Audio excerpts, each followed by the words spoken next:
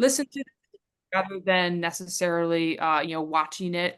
Obviously feel free to keep your camera off. We're really grateful that you have decided to join us, whether you're at home, cooking, making your lunch, or in your car, or able to be out in nature. We're very grateful that you have joined us today.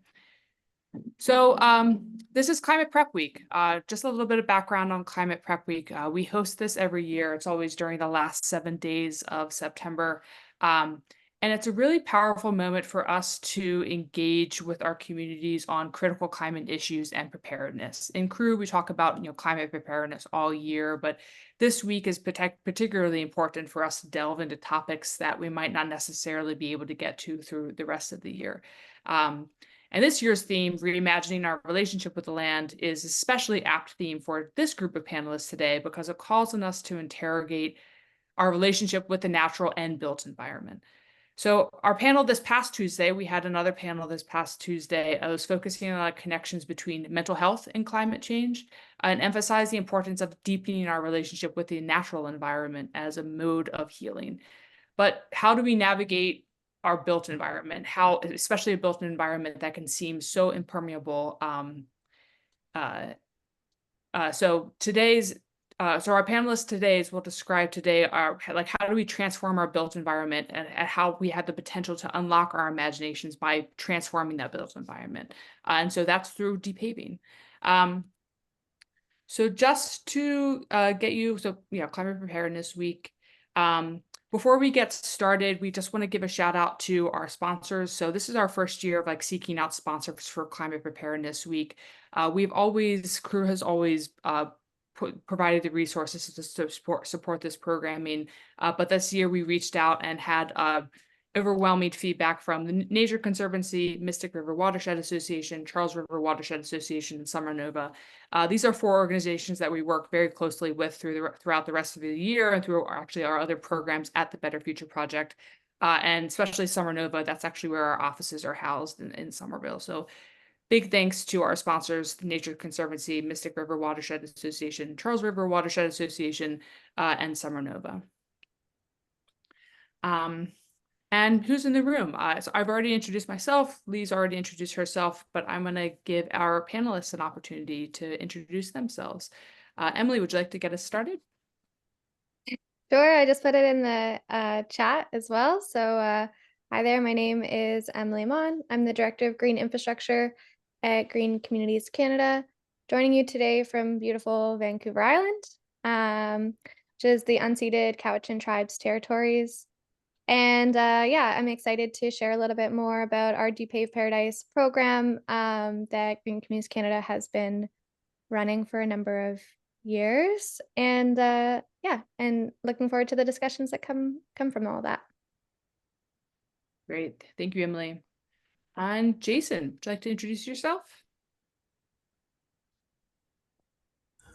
Hi, good morning. My name is Sproles, and I'm the Urban Forestry Program Manager within the Urban Waters Division of the Cumberland River Compact. We're based in Nashville, Tennessee, but do projects all across the Cumberland River Basin. So we've had projects in Kentucky and across Middle and Eastern Tennessee as well. Thanks, Jason. Welcome. And pass it over to you, Lee. Well, Lee, introduce yourself as Green Up in Somerville.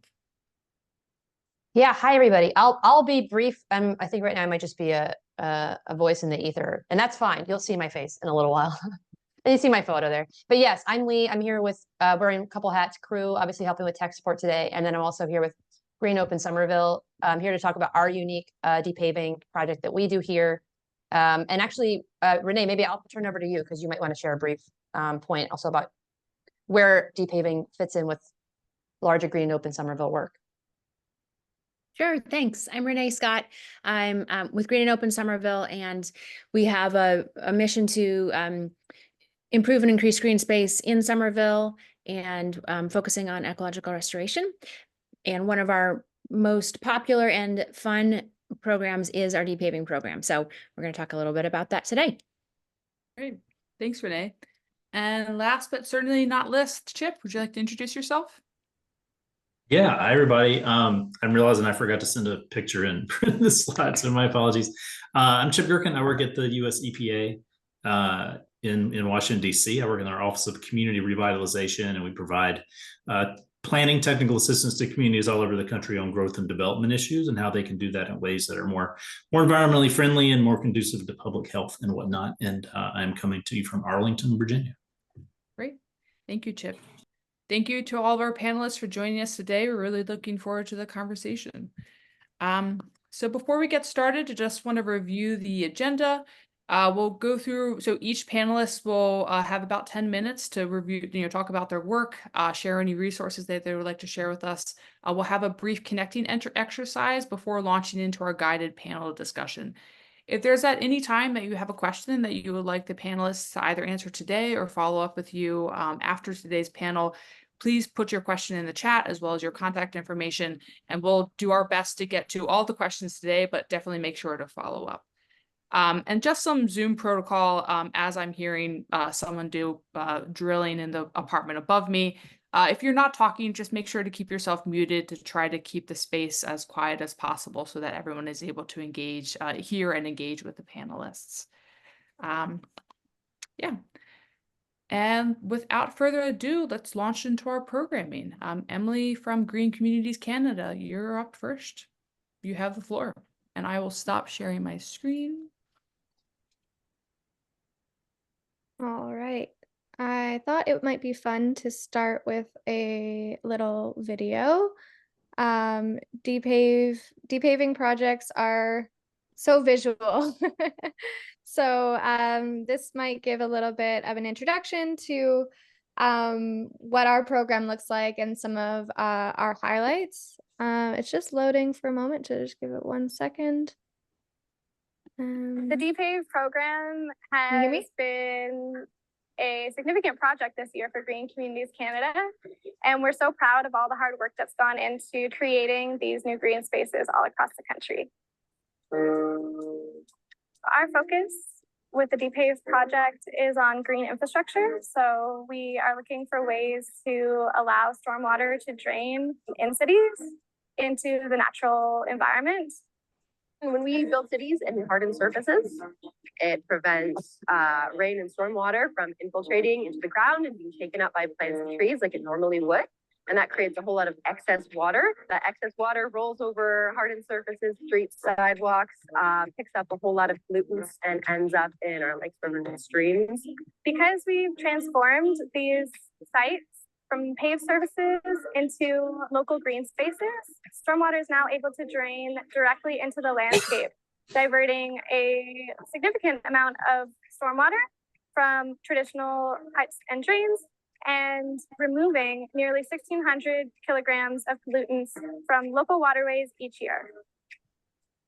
We had a goal of depaving 1,500 square meters of paved surfaces and transforming it into green spaces. We surpassed this goal by depaving the equivalent of 9 tennis courts. That's a lot of tennis courts. All of this being permeable will help water filtration, will bring pollinators and people out onto the dock. It's less hot, it's more enjoyable. It reduces that urban heat island effect by having less pavement. So we're able to get people back into the spaces that they want to use.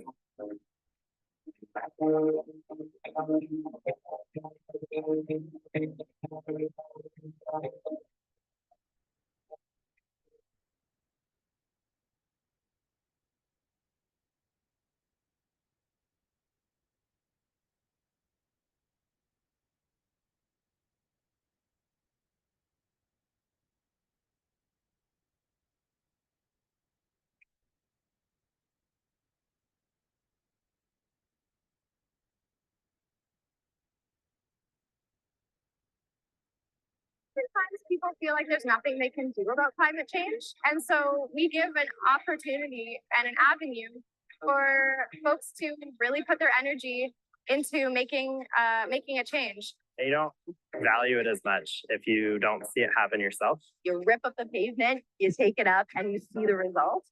There's not very much work that we can do in our society that you see like tangible results like that.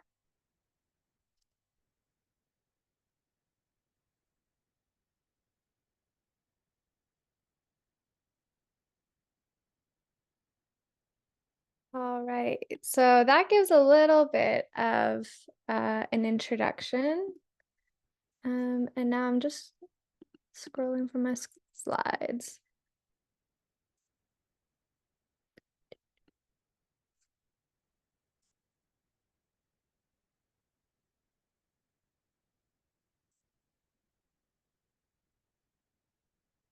Are you seeing my slides now? Can someone just give me a thumbs up?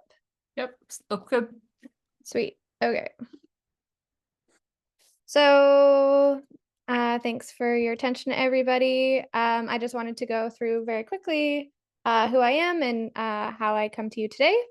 So I work for an organization called Green Communities Canada. We're a national nonprofit that supports community level environmental organizations across the country. We connect community-based groups through our national network. We share resources, we create innovative programs, and elevate our collective impact. Depave Paradise is one of our, essentially programs in a box where we have all of the training and resources and supportive documents to help local coordinators kind of take this program and run with it and not have to reinvent the wheel every time. We have a number of different programs and program areas. So I work within the Green Infrastructure Department, where we focus largely on urban greening initiatives. Under that umbrella, pardon the pun, we have our Rain Community Solutions programs, Depave Paradise, and the Living Cities Canada Fund, which supports broadly green infrastructure projects of many different kinds, including rain gardens, as we're all here today talking about deep paving, and Miyawaki forests or mini forest plantings. So as you saw in the video, deep paving in our case, involves bringing communities together to use pry bars and shovels to break up areas of unused asphalt or cement, but ideally asphalt, by hand, and then replace it with a living green space. The purpose of these activities is not only to, create an immediate transformation at that site, but also to engage the community in direct action to sort of broaden the imagination about what's possible, and to make a big splash. So we love getting people out and doing this work, and we find that it's a really great way to change hearts and minds, as well as bring a lot of attention to the fact that we're all living in a watershed and that nature is all around us, even in the city where it may seem far, far away. So who's involved? Well, for the projects that we're involved in, Green Communities Canada is involved as, as oftentimes a funder, logistical support, training support, and sort of collective data consolidation. Of course, there's the local coordinators from the community organizations that are delivering this project on the ground. We have many networks of local community groups that support these projects with their ENGO lead. There are local contractors that often will donate services like asphalt cutting in advance and things like that, which are so helpful. There are funders beyond GCC, of course, who support us to disperse funds, but also who support the local projects themselves, local media, and then the site hosts. So oftentimes the ENGO that's delivering this project doesn't own the land or have jurisdiction over the land in which the transformation is taking place. So those site hosts might include small businesses or business improvement areas, municipal land, schools and universities, community centers, faith centers, all kinds of different community spaces that may have an existing group of people that care about the space and who may have a few extra parking spots they don't mind removing. So why do we depave? These are fun events. They excite the community and volunteers and local decision makers. They help to influence positive change in the community and create tangible contributions to flood reduction and regreening. They provide habitat and water quality protection. If we even in this chat just start thinking about the spots in our own community where there's excess pavement, we know that there is asphalt all around us that is sort of being underutilized, and that creates real challenges for rain, which needs to drain. The proliferation of hard surfaces has led to real challenges in terms of flooding, and that impacts all of us especially in this era of climate change. So these projects, of course, help to reduce flooding. They also help to improve water quality. That stormwater obviously picks up lots of different pollutants and often is diverted directly to local waterways. This allows us to restore somewhat natural hydrology back into that system, and those soils and plants help to reduce those pollutants and filter them through groundwater. These projects support pollinators and urban wildlife. And what we realized is that, of course, many cities were designed with cars and not humans or nature in mind. And so this is an opportunity for us to fix that challenge. We realized that bringing green spaces in impacts, not just nature, but of course the people who live within it. It helps to open the imagination and give us an opportunity to redesign our communities with people at the forefront. And increased tree canopy helps to reduce urban heat, improve air quality, helps to support better mental health, and reduce local flood risks. In our history, so we were inspired by Depave Portland. To my knowledge, that's the folks that started this whole thing. Their first major depave was in 2008, and they created Fargo Forest Garden. They depaved a massive parking lot at a housing cooperative and installed fruit trees and perennial herbs, and they continue to do this work to this day. And we've had a relationship back and forth for many years. We actually started in 2012 in Canada. The first project was with Red Squirrel Conservation, and they did a beautiful depave project, which also provided a huge training opportunity for some of the first depavers that we had, who went on to host their own events in cities all across Ontario. Now, to this day, we've been running that program since 2012. We have over 80 projects across the country. Over 4,000 volunteers have been engaged. We've seen, over 8,000 trees, flowers, and shrubs planted, and 32 different communities leading projects. So just to reiterate, we depave to transform public spaces and increase equitable access to green space, to empower citizens to take grassroots climate action, to restore nature and natural drainage, to increase climate resilience, and to raise support for green infrastructure among decision makers. That's all for me. Thank you. Thank you, Emily. So exciting to hear about the paving projects happening up in Canada. And I saw that people have already started putting questions in the chat. If you're having questions as you're hearing from our presenters, please throw them in the chat. We'll return to them at the end of the webinar. All right, pass it over to you, Jason, from Cumberland River Compact. Cool, thanks. I'm gonna share my screen too, and hopefully this works. Let's see.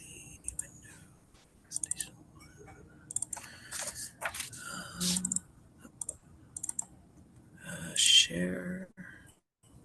And then can you tell me if this looks good to you?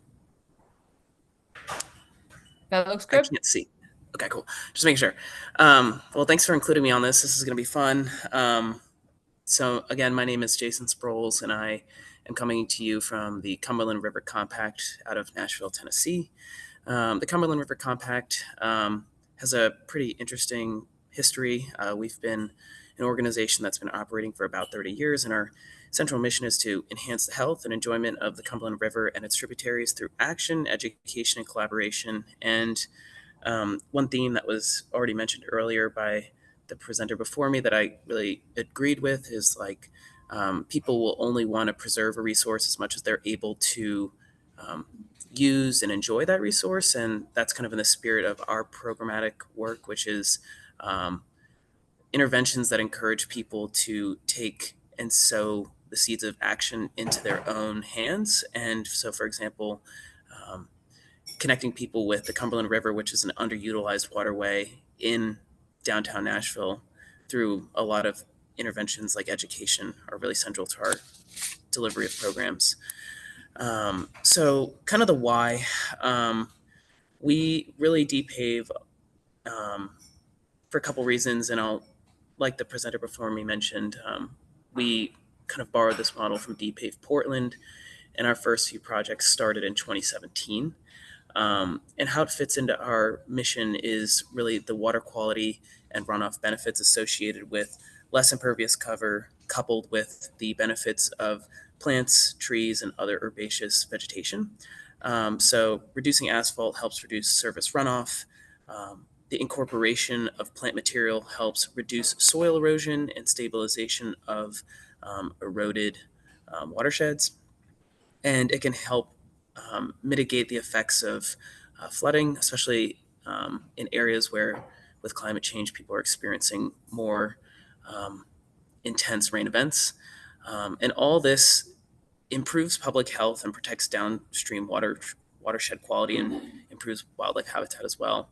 And my background is actually in urban forestry, and I'll kind of get to how that pairs with our DPAVE programming. But something that I try to tell people a lot is like water quality and trees go hand in hand, and those benefits are a little bit abstract and hard to quantify, but so much of water quality benefits are quantifiable. So with trees specifically, one mature deciduous tree can intercept anywhere from 500 to 700 gallons of water per year and transpire up to 100 gallons of water per day given the right conditions. So we can design all sorts of cool, amazing stormwater control measures, but incorporation of trees and plant material really enhances the impacts of these engineered systems.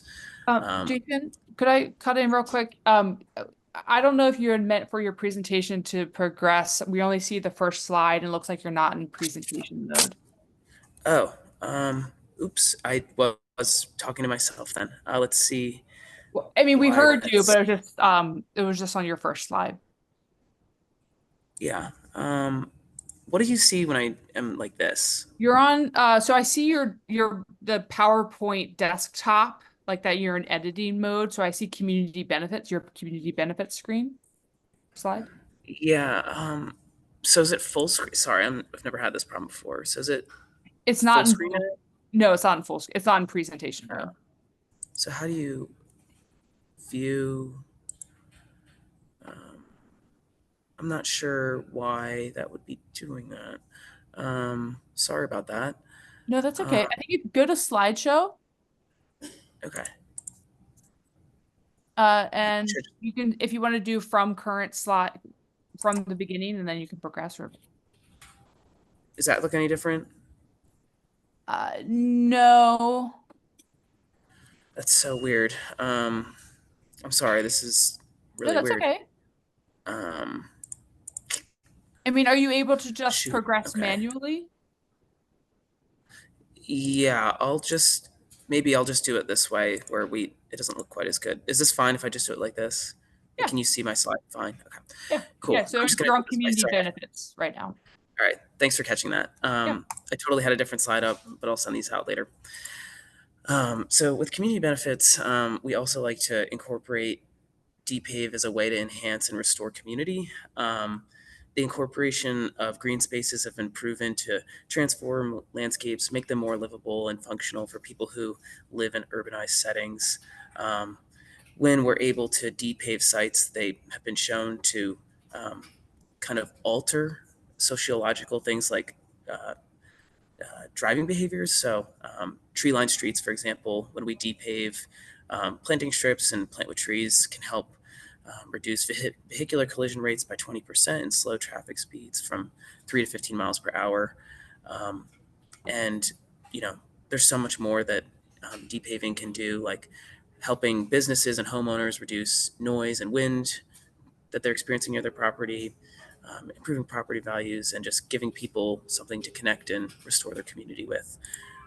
I will mention this because it might come up later in the conversation, but I know a lot of the questions that were written in were about like public and private partnerships, and a big um, pairing of two programs we have between Depave is also with our program Route Nashville. The Cumberland River Compact is the organizational partner for the city's urban forestry planting program called Route Nashville. So we are able to leverage the private domain to build out the presence of Depave projects through the project partners we have in this urban forestry realm. You can imagine that pavement removal and tree planting kind of go hand in hand.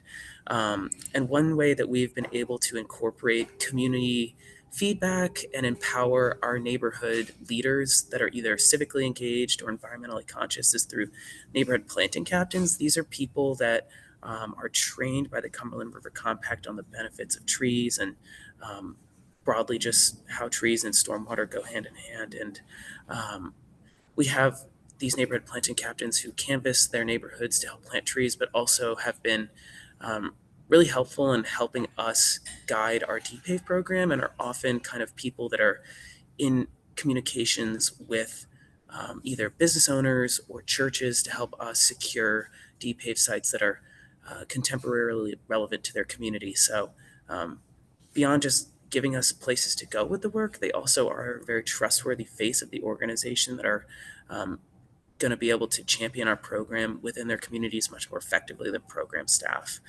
I figured I would spend some time just talking about a few of the key projects that we've done since we started in 2017.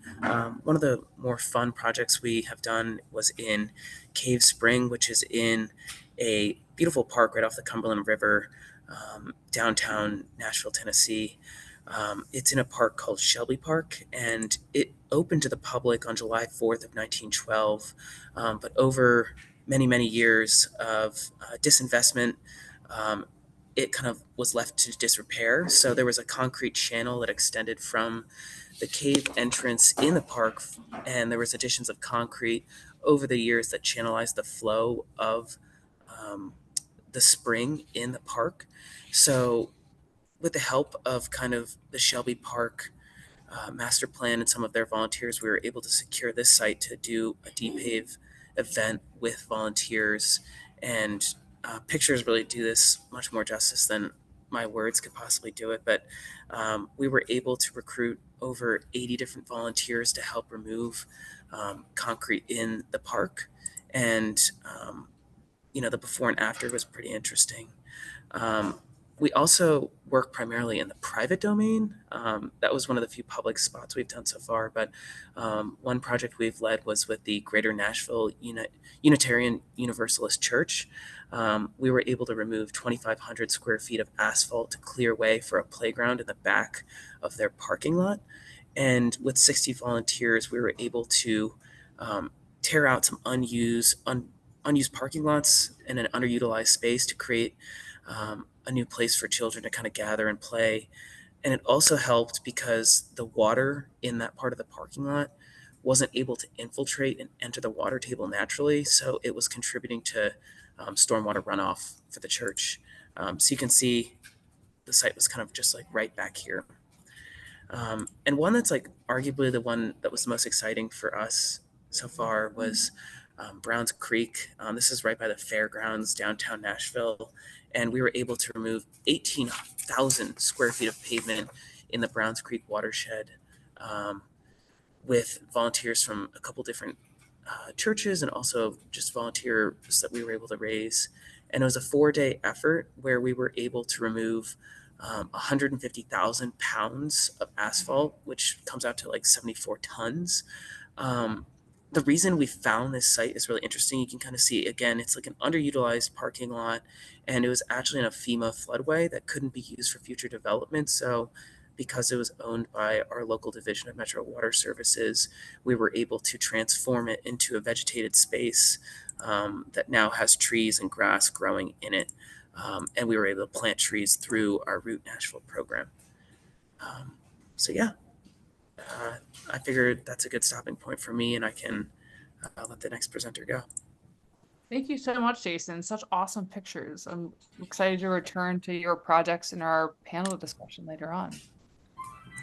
All right, pass it over to Green and Open Somerville, Lee and Renee.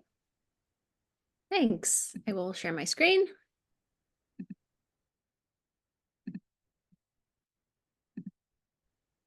Can everybody see that in presenter mode? Is that working? Okay, awesome.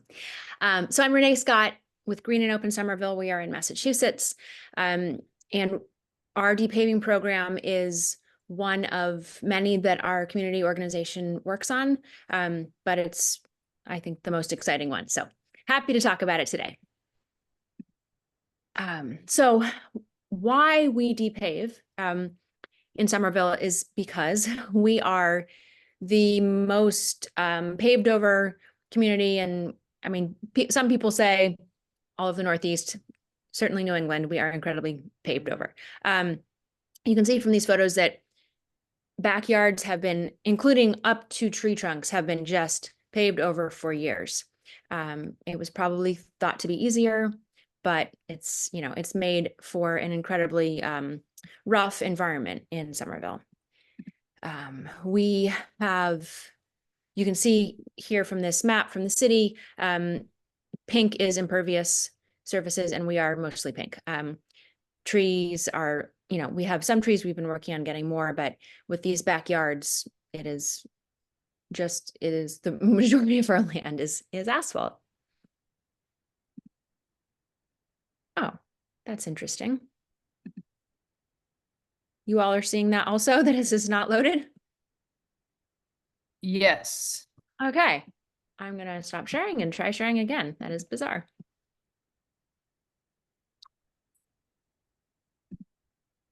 I don't know if you're looking at it online, but maybe try refreshing the page. Yeah.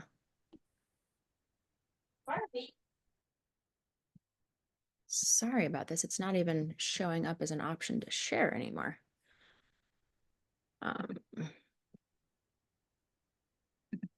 Lee, I don't know if you have this handy and want to try sharing. This is very strange. Yeah, give me a second. I'll do that. No worries. Just make sure we're on where we want to be. Our beautiful map of Somerville. And I actually can't even get out of the share screen.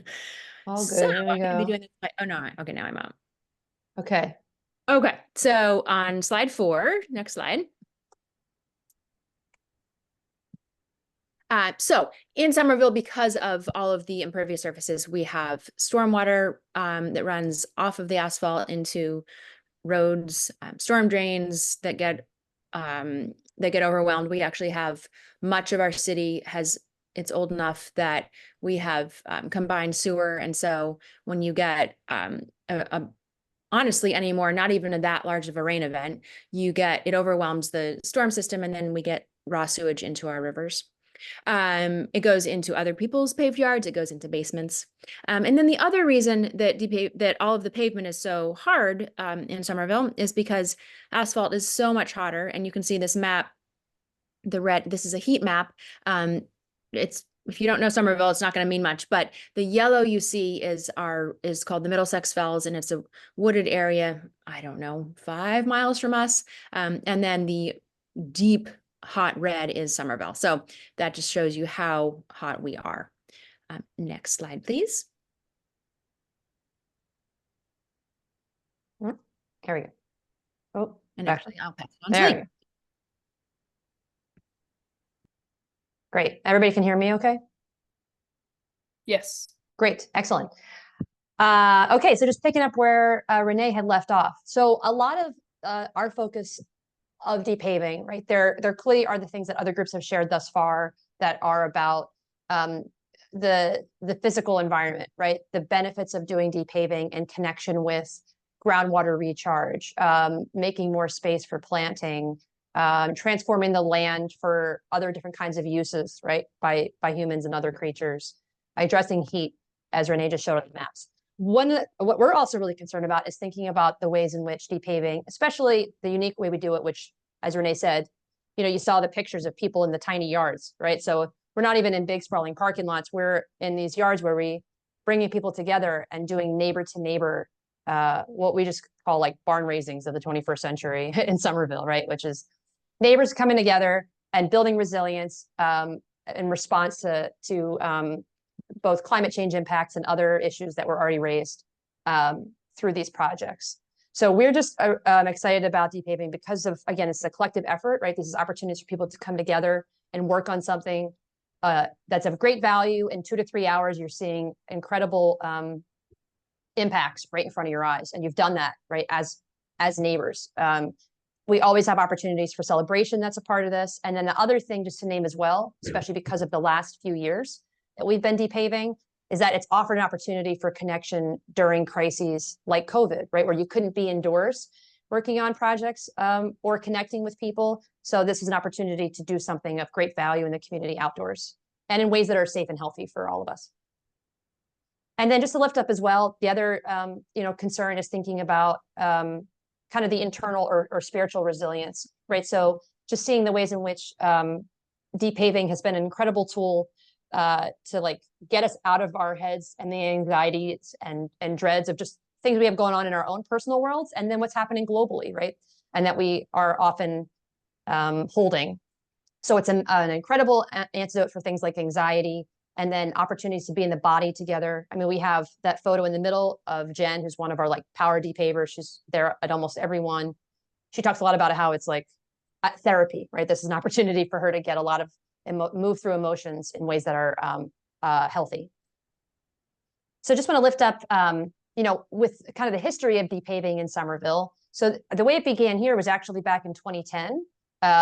350.org, which is a international now environmental organization, was holding a global day of action. And so in Somerville, residents were just thinking about what was something that they could do that was tangible together. Did the first one in Stevens Yard in Somerville, and it just grew from there. People came, saw the benefits of it, and said, I would like to have mine done. I would like to have mine done. And then just kept moving from there. Then the other kind of parts of our history is after that, we really, for a long chunk of time, about a decade, the focus was doing on a couple Depavings a year. The reason for that is because one of the unique qualities of our team is that's really been all volunteer for quite a bit of time. And for the most part today, it still is. And so we have our own capacity limitations. And so we really focus on doing at least one every spring and every fall that the community could look forward to. And then where we are today is really more about regional support. So as these kinds of spaces are coming together where our groups are talking about it and more people are learning about Depaving, more regional groups are getting excited about Depaving as like a watershed, right, approach to addressing issues. We're also doing our part now. When Renee showed you the map of Somerville, it's all of Somerville. And as you saw in that one photo, really, eastern parts of the city are more paved. And so there's some great disparities there. So we really want to make sure that Depaving going forward, we're focusing on particular communities that are even more paved and have less green space and tree canopy access. And we're also looking at more opportunities for funding for our projects. So this is just a quick lifting up, the way we talk about Depaving in Somerville, it's a party. We want this to be a joyful space for people to come together. And that means providing all the elements of a party that humans appreciate. Movement together, joyful movement, the breaking of bread. We always have food that's a part of it that our hosts provide.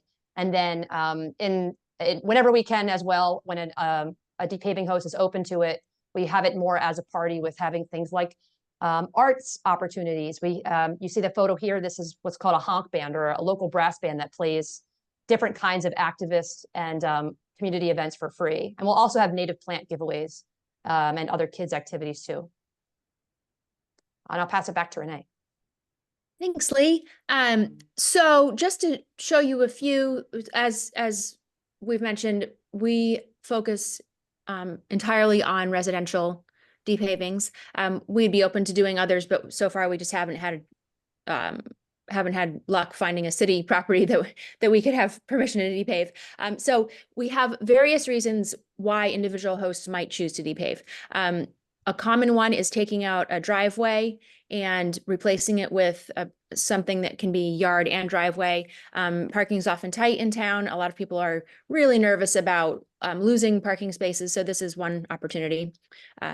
that, you know, can green areas and also keep people parking. Next, please. Sometimes people just want to have yard space. They're not worried, you know, they don't have a car or they have enough parking on their street and they just want to have a backyard. They, you know, moved into a house that who knows how many owners prior had been paved over, and they want to change that. And so this is one of our projects where we took out an enormous backyard of asphalt. Next, please. Sometimes people want to create gardens. Somerville soil, you have to assume it's highly contaminated. And so we always encourage people to make sure that they're doing raised beds. But a lot of people do want to, you know, increase their ability to provide food for themselves and for their friends. Next. And lastly, sometimes people just want a space to play. We have some great playgrounds around here, but you don't always want to, you know, walk a few blocks or longer to get there. So we've had people who wanted to make it a real sort of community-centered place there where neighbors can pop by and explore and enjoy the backyard. Next, please. And this is just a fun photo of one of our big depaving projects. We had a neighbor with a big roof deck on the hill above and said, "I'll take a picture for you." So anyway, we just like to share this picture. And these are, we always do an after shot of success after we've finished the project. Leah, I'll pass it back to you. Awesome. Thanks, Renee. And then I just, you know, recognizing when I'm hitting the space bar here, I think the before and afters, I skipped one of the photos, which just want to lift up another great benefit of removing pavement. There was actually one of our recent depavings was a local ecologist friend who wanted to depave to then put in more pollinator plants and trees. So a deep concern, especially here in Somerville, is thinking about space for more pollinator pathways and connections. So apologies for skipping that photo, but you can envision it for sure. So a couple of things to just leave you with here as connecting with depaving, and because I think Chip is going to speak next, is just like seeing where we fit into the larger global movement, right? So as Emily had mentioned, a lot of it really began, at least by name, with depave.org in Portland. And there's so much gratitude to them because what they have done is seen this as a movement, right? And how do we build out groups across, in this case, that network, you're seeing all the groups there, which all of us are named on, across North America. And then if you come down to, there's a little BBC article there. What that article did earlier in February 2024 was just talk about depaving happening all over the world. So it lifts up Depave Portland and the network, also talks about some depaving projects happening in Paris, happening in Brussels, and happening in Australia, which is exciting. And the last thing here is just, if you come to the bottom left part of the screen, is an article in Metro West Daily News, which is west of Boston, Massachusetts. And the other hat I'm wearing, which is, crew holding Climate Prep Week. We, are really excited because we've gotten recent funding from the Attorney General's office, who heard about depaving, and they're excited to see this as part of like a polluters pay or reparations approach, right? How do we take money from polluters who are causing harm and route it back to communities to do projects who want to repair that, so that's very exciting too, to just see like governmental bodies, right, being excited about funding and supporting depaving. And the last thing here is just naming, for anybody who is in the area who wants to travel from afar to come to Boston area, we do have a couple of depavings coming up for the last of our season. Saturday, October 12th, we have one, and the address is there. And then we have one on the 19th as well. And if you'd like more information or to come to the depaving or to get on our depaving mailing list, we have a listserv of about 300 plus people at this point that we reach out to. Just be in contact. Thank you so much. Thank you, Leah Renee. All right, and pass it on to Chip. Excellent. Hi again, everybody. So I'm going to share, hopefully this will be from a little bit of a complementary perspective here. Let me see if I can go to.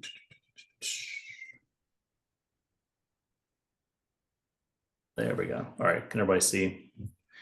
those slides. So again, I work at US EPA. We work with communities around the country on growth and development issues and land use, which of course land use often unfortunately includes pavement.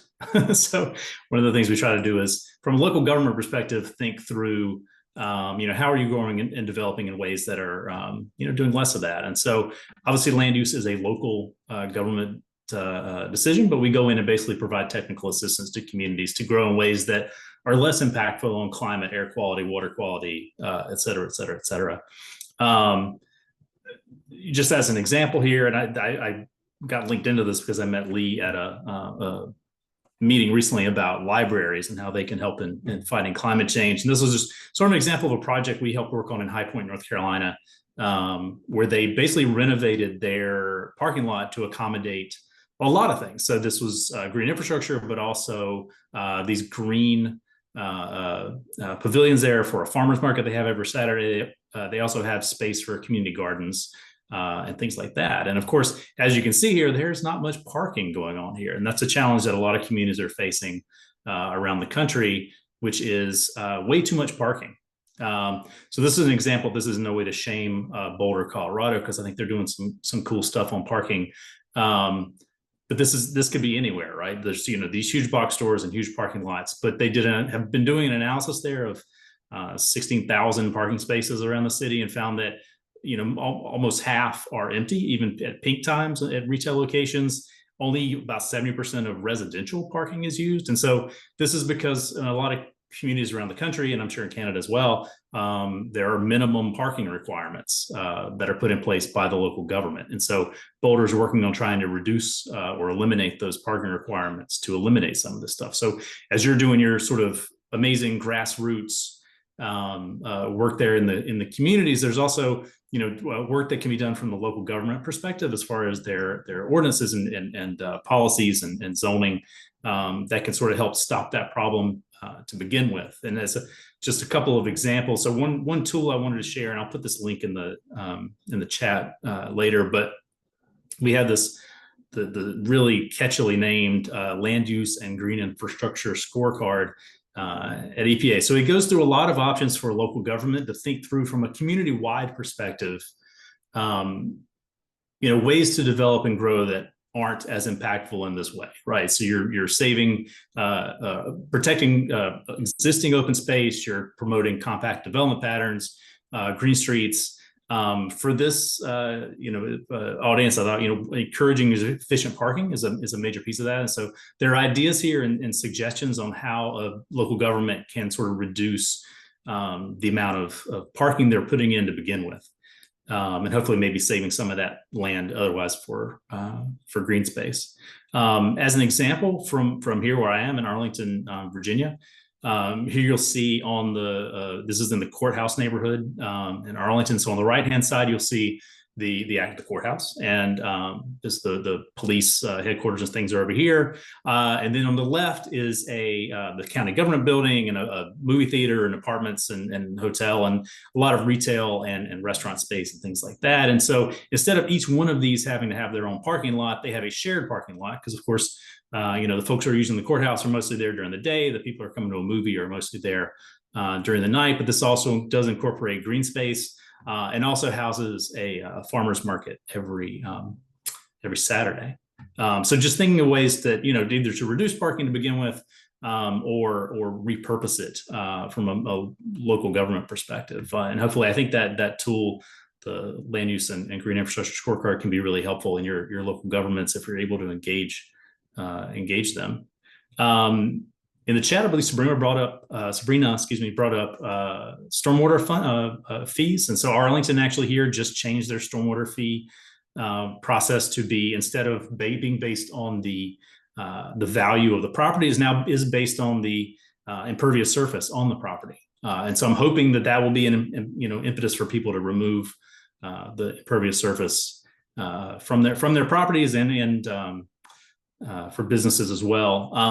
I thought I'd also add a picture here of my personal neighborhood. I'm sure those of you who are in this space probably have your own pet peeve sort of paved space that really frustrates you. I live up here in sort of the top right corner of this map, but down at the bottom left is a grocery store that has this gigantic parking lot this is about as full as it ever gets. And every so often a developer comes in and wants to redevelop that site, and our neighborhood association is firmly against it.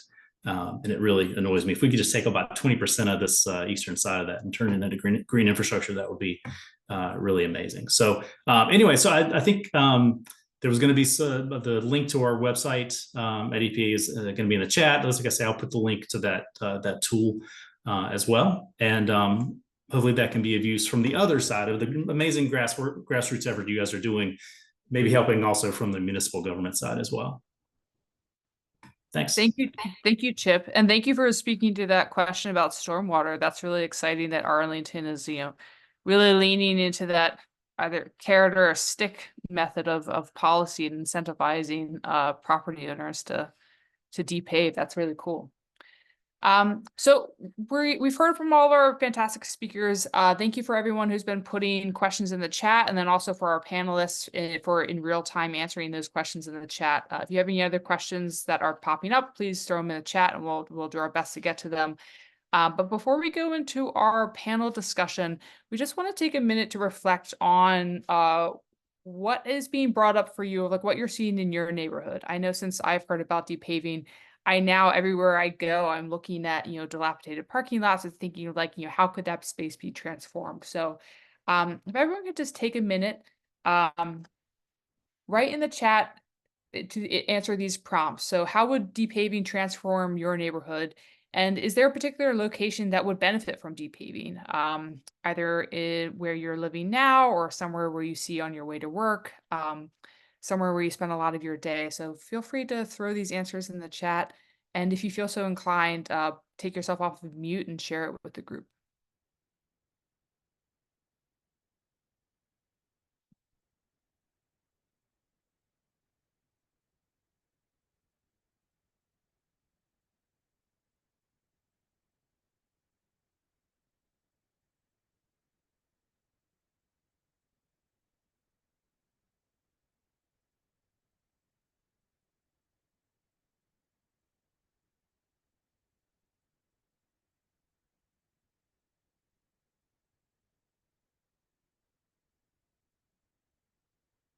Yeah, where would you like to see some space reclaimed for green space in your neighborhood?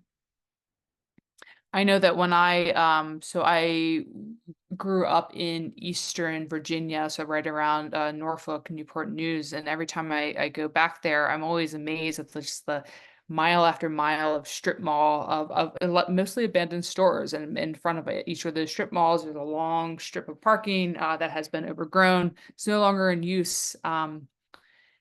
But yeah, it's like imagining a mass depaving that would be incredible for that part of the state because it gets real hot down there.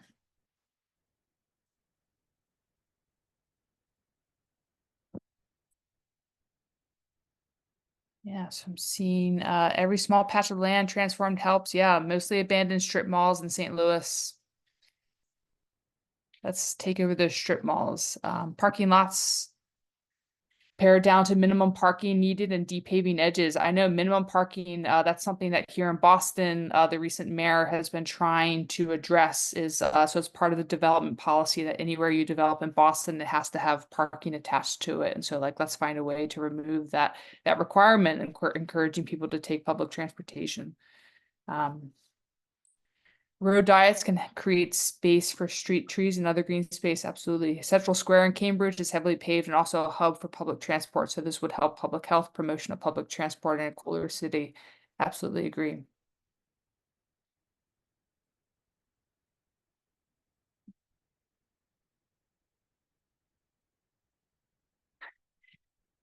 Our merchants have heart attacks every time we speak about eliminating parking. Good strategy for addressing them.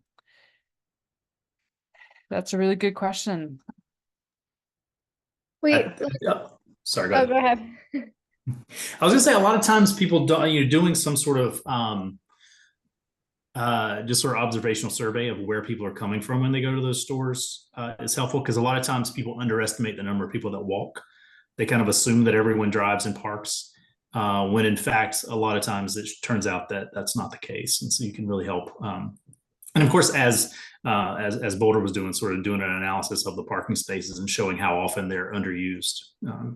Just the data can hopefully help, although it's more of an emotional response a lot of times. Sorry, Lee. I was also going to suggest it doesn't always have to be the parking spaces that's removed. There's often a lot of like asphalt and concrete in the frontage of a building site and small business and things like that. And oftentimes that can be, depaved, and benches or other types of community infrastructure can be put in. And so then it becomes a gathering space and a way of bringing people in rather than, an issue of removing access to the location by reducing parking or anything like that. Thank you. All right, so let's go shift into our panel discussion. If continue to throw these ideas in the chat, and also again, if you have any questions, please throw them in the chat. We'll do our best to return to them. I'm gonna go ahead and spotlight our panelists. I spotlighted myself, not me. Spotlight, Renee.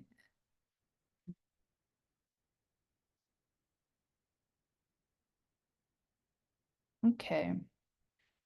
So first question I have for you are, describe your experiences navigating bureaucracies and or private properties, including enticing, incentivizing them to invest in depaving and your group's efforts. And I realize that actually we've touched on this question in a few different avenues, but if you have any other thoughts to share on this question, we can either popcorn it around, or if someone has, immediately wants to come off mute and start that conversation. And actually all of you, if you want to just go ahead and take yourself off of mute and let's engage on this.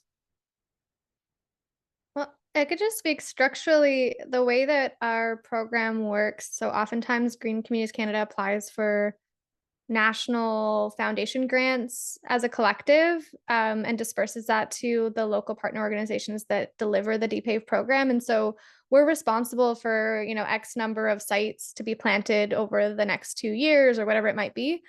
And so for us to kind of codify that agreement with our delivery partner, they need to have some sort of documentation that solidifies their ability to complete the project on a particular site, which they may or may not have jurisdiction over. So what that looks like sort of in practice is we have a site host agreement. And it's an agreement of expectations around, they understand firstly, like the risks involved. There will be people using pry bars and things like that, wheelbarrows and things like that, that there's appropriate liability insurance in place, that this, whatever meter squared site is going to be replaced with permeable, some sort of permeable surface, usually native plants, often a rain garden, sometimes a Miyawaki forest, sometimes, like different types of implementation strategies. But so we have essentially like a templated agreement that our partner organization can go and bring to the site host to discuss the full project, the scope, the timeline, the expectations of each, and they get that signed as sort of step one of the project. And they bring that back to us, and we sign off on their first payment for their grant. And that's kind of just a way of ensuring sort of liability on our end and liability on their end, that everybody knows what's happening and is on board with the project. And then as a national network, we can kind of come in on those conversations too and give some credibility and, share our experiences with past projects. A lot of these projects, if they're taking place at a school, for example, if you get in with one school within a school board, you're kind of more easily able to move through that school board. But the first agreement tends to take a bit of time to get reviewed by their lawyers and sort of internal processes first. I'm happy to, go ahead, Lee. No, you're good. Go for it. We're sort of sounds like we're very opposite. Our projects are entirely on private property. We fly under the radar. It's, it's on the host to with a few exceptions with the grant we got this year, but it's on the host to pay for it. We have our volunteers sign a waiver. But we're just, we come in, very often the hosts become our next depaving volunteers. Like you see so many repeat folks that have already been depaved and they drank the Kool-Aid. They just love it is the most fun 3 hours you can have, and they want to keep experiencing it. So we often have a problem of too many people who want to depave. Like we just can't keep up with the demand. So we are actually, our mission, we have failed to date, is to try to find other communities that want to depave, and we'll train them, just to keep, spreading the love. But yeah, we cannot keep up. We get calls from other towns frequently to come depave, and we can't even keep up with Somerville's demand. I'll join the conversation to speak to Nashville and what I've found with incentivizing these projects to take place. Obviously, we kind of do public and privately owned. So I've gotten a flavor of each, but probably not as much as each of you respectively. But I think something I've seen thematically across a lot of these different conversations is people have a really hard time conceptualizing what I'm proposing. Like people have really become bound to the idea of how cities function now and how they can be improved to be more multimodal and like accommodating to things other than cars. So like, for example, like when I have conversations with commercial properties, there's a lot of fear for like the loss of parking, but also like sightline disruption.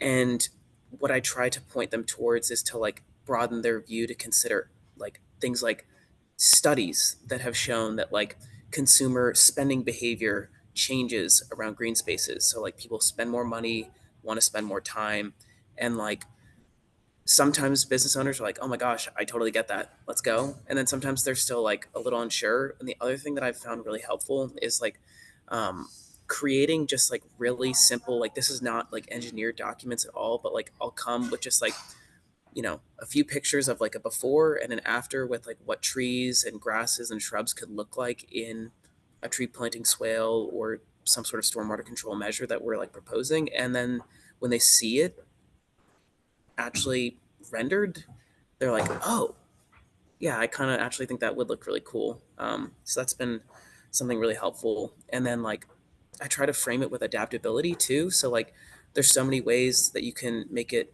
increasingly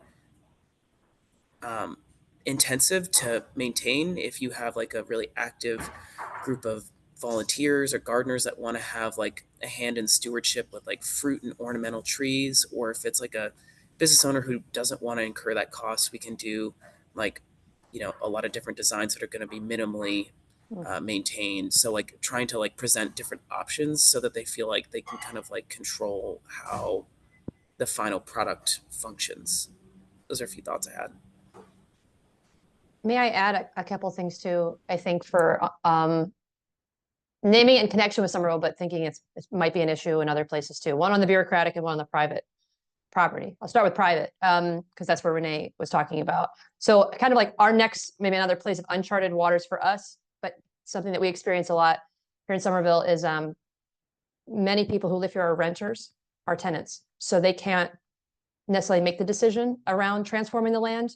And so what we want to navigate next, I think part of the next level is to do that, right? Is to say like, okay, we've got it down real well right now with doing these Depave in connection with homeowners.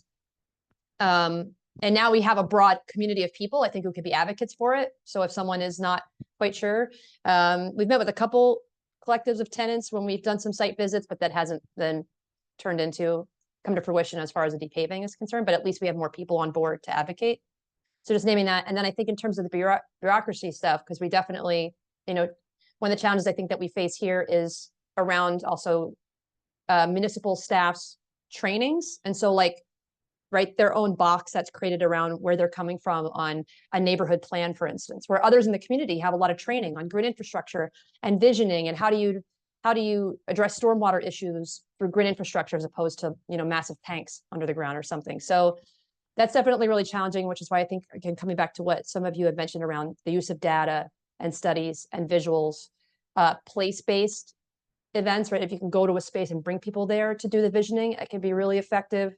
And also working with regional groups. So sometimes if people think I'm just some random community member and I don't know what I'm talking about, I can say, well, you know, the Charles River Watershed Association, the Mystic River Watershed Association sees this as really important. And they often have deep relationships with municipal staff and a more trusted relationship.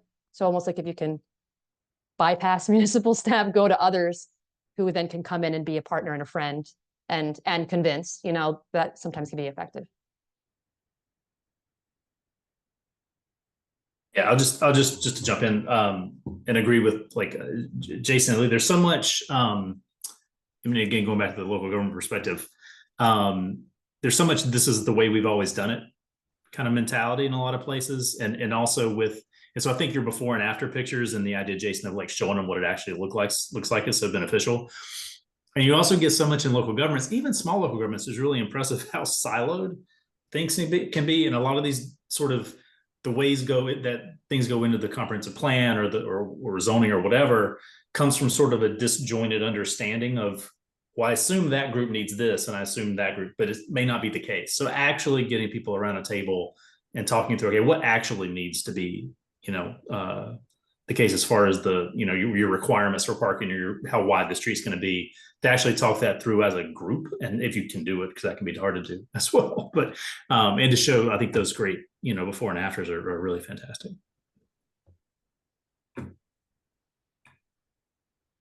Thank you for this. Yeah, it's really exciting to see, I mean, to hear all the different ways that each of you approach this. And we have, you know, Lee had already mentioned this recent project that crews received money for depaving in Framingham. And it's been interesting. So like it's the first time Crew is doing a public depaving project. And the few sites that we're looking at a few private ones and a few public ones.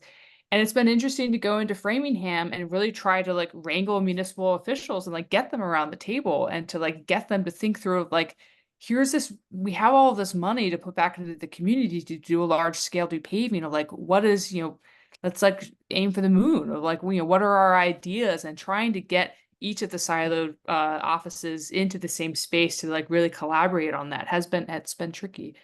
Emily, I see you have your hand raised. I'm just gonna say if you know, sometimes the relationship takes time, and if you're under sort of a bit of pressure with a grant or whatever, it may not always, you may start a conversation and it may be for the next project, not actually for this one. But one of the places where we found public space to be like lower bureaucracy, but you know, high public good, is working with other nonprofits. So for example, like housing cooperatives or you know, church groups too, as well, of course. But like organizations that already have a really strong community engaged element to their work, and who own large hubs of space, and who may have a real use for, you know, a new green space that provides either a place for like a community garden or a courtyard, or you know, other types of collective public space.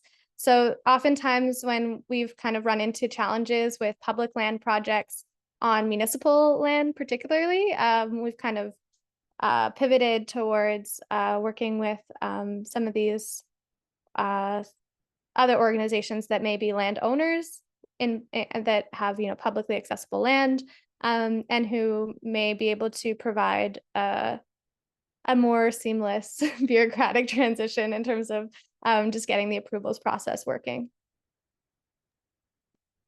Thank you for that, Emily. Looking at the time, I do want to respect everyone's schedule because I know that, you know, this is right in the middle of our lunch hour, so many of us have to go back to work.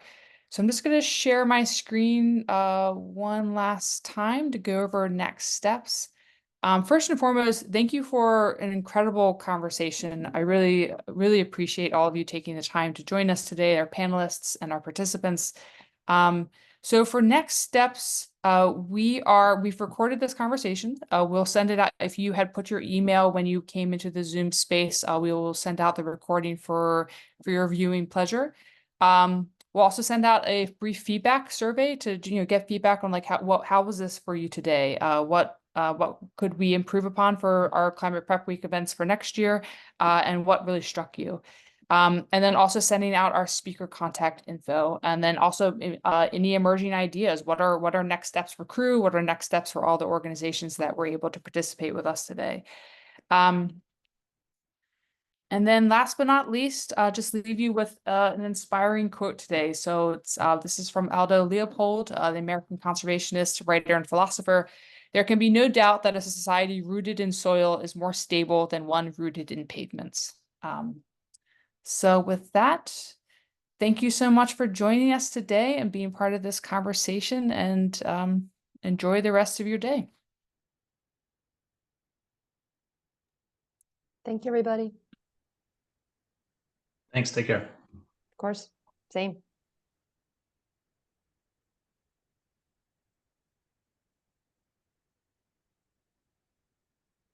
You have to stop